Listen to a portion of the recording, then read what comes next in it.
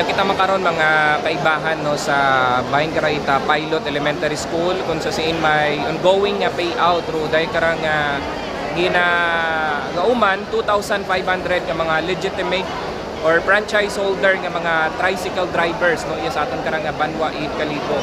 So ara mga kaibahan ro sitwasyon sa makaron.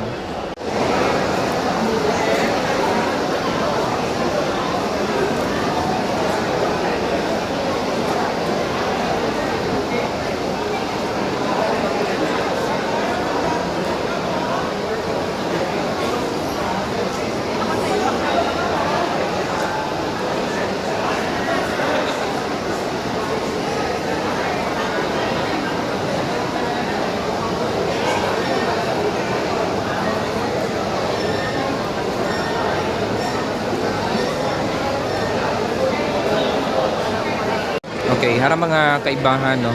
Pila kara ka mga tricycle drivers pero nagapaayos no kung anda karang mga records no. Bangod gani ko no may diferensya sa anda karang mga pangalan. Ro ibahay uwa sa listahan. So may help desk matang aging butang ro aton karang Department of Social Welfare and Development para nga nga maayos ro daya karang nasambitan nga ano, anda karang mga records. Okay. So, para mga kaibahan.